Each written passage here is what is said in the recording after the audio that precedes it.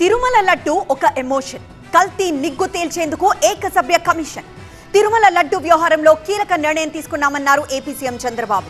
లడ్డు వ్యవహారంలో నిజాలు తేల్చి బాధ్యులపై చర్యలు తీసుకునేందుకు ఏకసభ్య కమిషన్ వేశామన్నారు.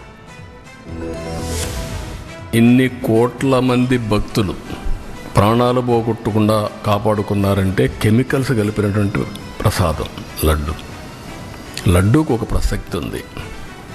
వెంకటేశ్వర స్వామి ప్రసాదం ఎన్నో దేవాలయాల్లో ఎంతోమంది కూడా ప్రయత్నం చేశారు దీన్ని రిప్లికేట్ చేయాలని, ఎవ్వరూ చేయలేకపోయారు.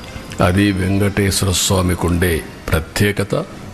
అది ఒక్క తిరుమలలో తయారు చేసిన లడ్డు ప్రసాదాలు అక్కడికే పరిమితం తప్ప ఎవ్వరు కూడా రిప్లికేట్ చేయలేరు. తిరుమల లడ్డు వ్యవహారంపై కూటమి సభ్యుల భేటీ జరిగింది. చంద్రబాబు, పవన్ కళ్యాణ్, మాధవ్తో పాటు మంత్రులు ఈ సమావేశానికి హాజరయ్యారు. తిరుమల లడ్డు వ్యవహారంపై సుదీర్ఘంగా చర్చించారు. వైసీపీ హయాంలో లడ్డూని కల్తీ చేశారని, ఆ నిజాన్ని ప్రజలకు చెప్పాల్సిన అవసరం ఉందని కూటమి నిర్ణయించింది.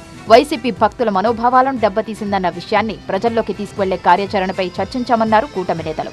కల్తీనే ఈ వ్యవహారంపై ఏకసభ్య కమిషన్ వేస్తున్నట్టు ప్రకటించారు ఆంధ్రప్రదేశ్ ముఖ్యమంత్రి చంద్రబాబు.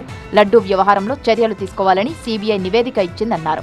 ఈ నివేదికపై ఏకసభ్య కమిషన్ విచారణ చేస్తోందన్నారు. ఏకసభ్య కమిషన్ ఎదుట అన్ని నివేదికలు పెడతామన్నారు చంద్రబాబు.